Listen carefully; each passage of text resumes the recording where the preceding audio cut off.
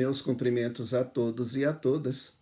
Hoje vamos priorizar respostas ou retornos a todos aqueles que têm nos enviado mensagens positivas, questionamentos, o que eu agradeço em ambos os casos, que nos questionamentos também é que aprendemos e que avançamos no desenvolvimento da educação.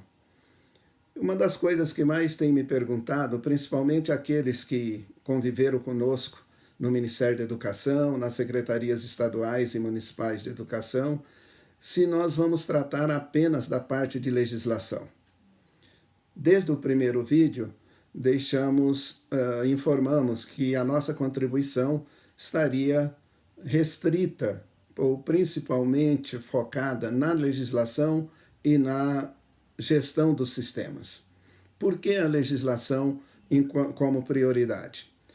Todo o tempo de trabalho profissional, o tempo que vivenciamos no MEC, como disse, nas secretarias de Estado e municípios, me ficou muito claro uma visão de que os gestores, as equipes, os responsáveis pela implementação da educação, principalmente na gestão pública, pouco se dedicava ao estudo da legislação educacional.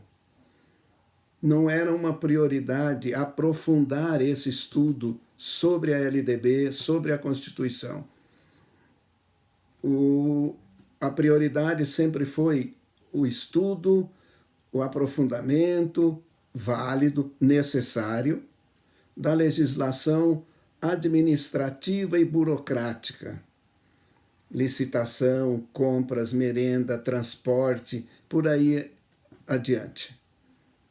E chamava mais atenção ainda que em secretarias de grande porte, secretarias estaduais de grande porte, secretarias municipais, a grande maioria não tem, ou pelo menos não tinham, um setor jurídico, um departamento jurídico específico para a área de educação.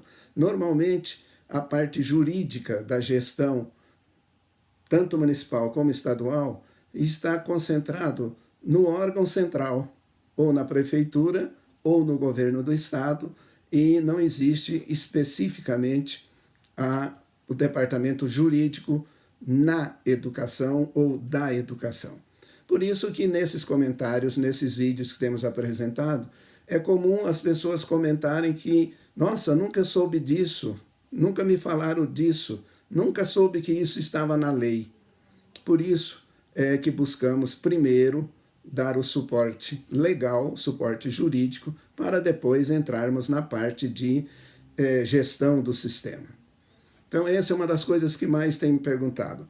A outra é em relação à pandemia, que eu pouco trato da pandemia como se nós não tivéssemos na educação vivenciando a pandemia. A pandemia, acho, do coronavírus, acho desnecessário ficar abordando no sentido de que isso nós estamos vivenciando no nosso dia a dia, a toda hora, a todo momento. Não tem como não considerar a pandemia. Ela faz parte hoje do nosso dia a dia, da nossa vida, e que temos que estar administrando e vendo a melhor maneira de passarmos por esse momento que vai passar. A pandemia, por si só, ela não muda a lei. A pandemia, de forma automática, não muda a lei. Não tem, do ponto de vista legal, não faz sentido você dizer, mas nós estamos na pandemia. Sim, mas nós estamos na pandemia, mas as leis continuam em vigor. Por exemplo, a pandemia do coronavírus é uma calamidade pública na área de saúde. E o governo, a gestão pública, tinha que se preocupar de imediato com o atendimento da população na área de saúde.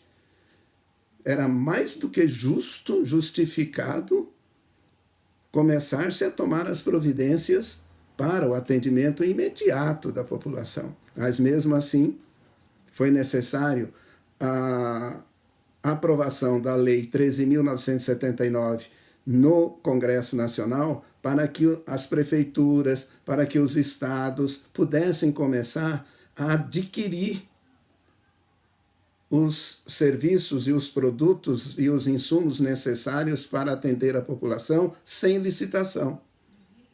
Foi preciso mudar a lei para que pudesse fazer o atendimento imediato da população. Precisou-se mudar a lei. Estamos há mais de 60 dias no isolamento social, o estresse vai aumentando, a ansiedade vai aumentando, eu fiquei nervoso em casa e acabei agredindo minha esposa. A lei de proteção à mulher continua em vigor.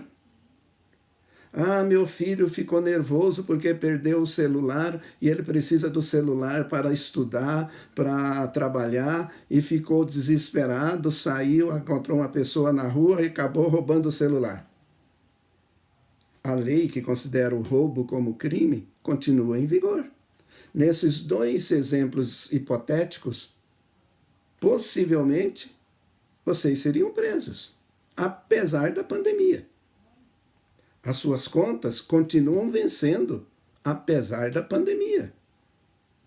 E hoje, amanhã ou daqui um pouco, você vai precisar pagar.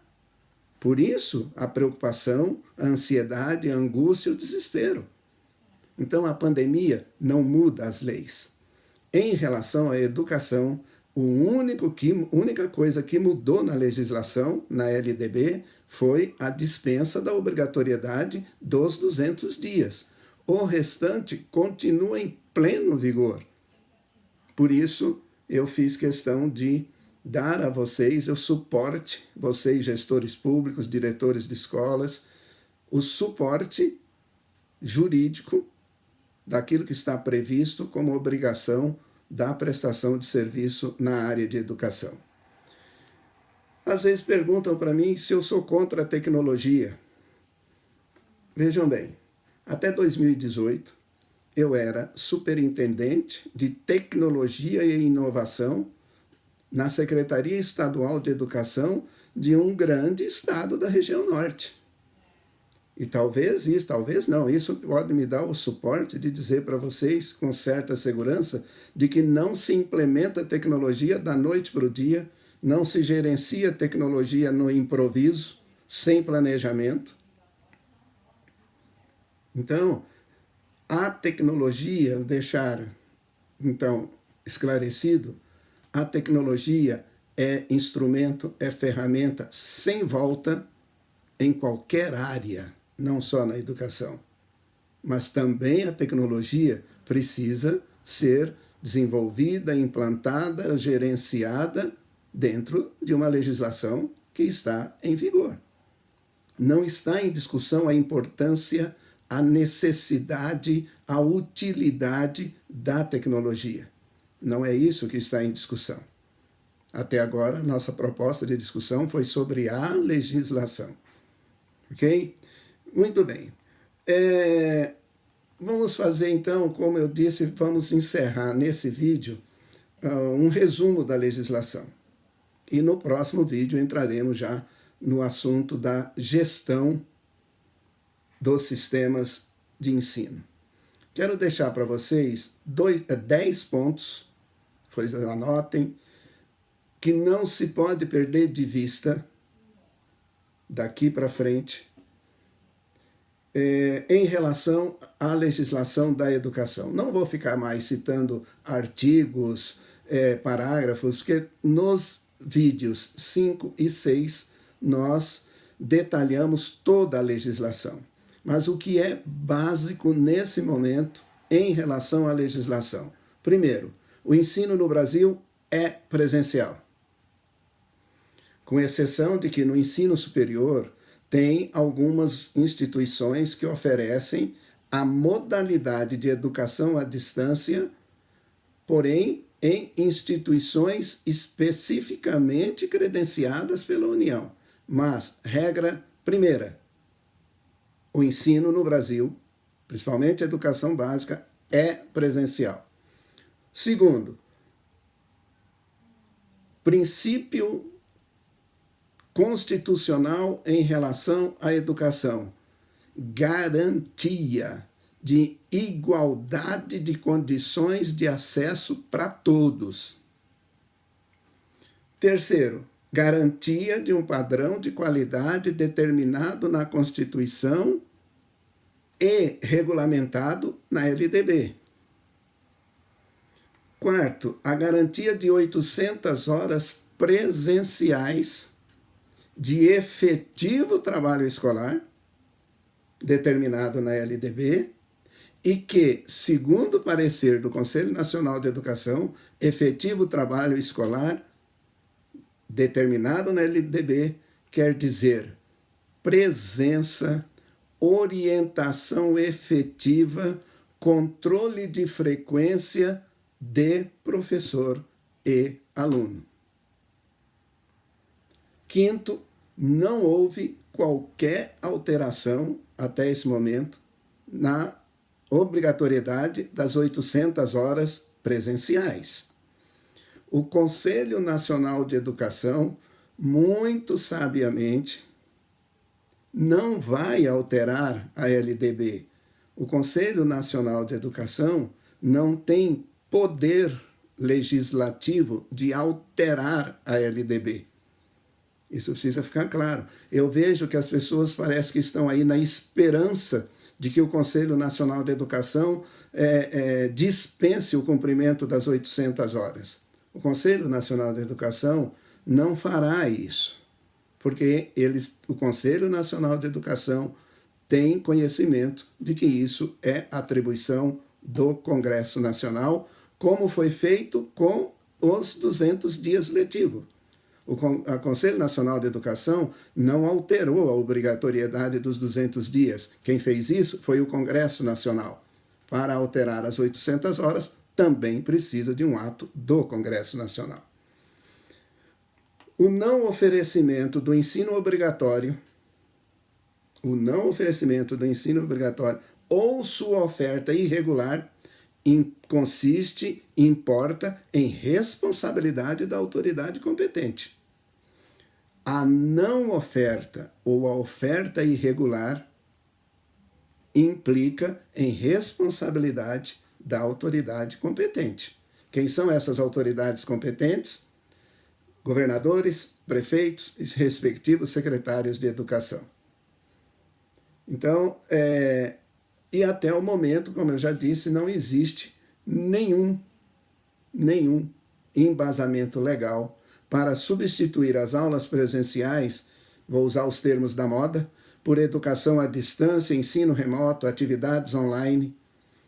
Me permitam lembrar, inclusive do vídeo anterior, em que uma avó me mandou uma mensagem dizendo assim: mas a escola me avisou que se eu não for buscar as atividades do meu neto, as atividades na escola para o meu neto fazer em casa, se eu não for buscar e ele não devolver, ele vai levar falta.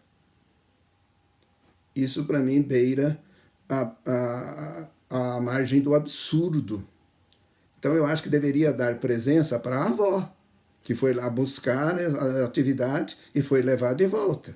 Ou então dar a presença para o caderno do aluno, para as folhas de atividades.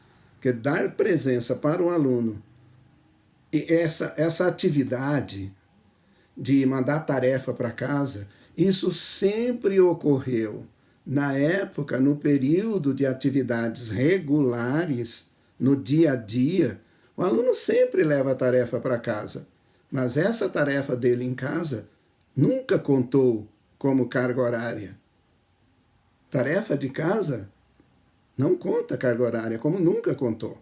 Apenas um exemplo para finalizar e dizendo que no próximo vídeo estaremos tratando sobre a gestão dos sistemas agora e pós-pandemia. Espero ter ajudado até aqui e no próximo vídeo trataremos da parte de gestão. Muito obrigado.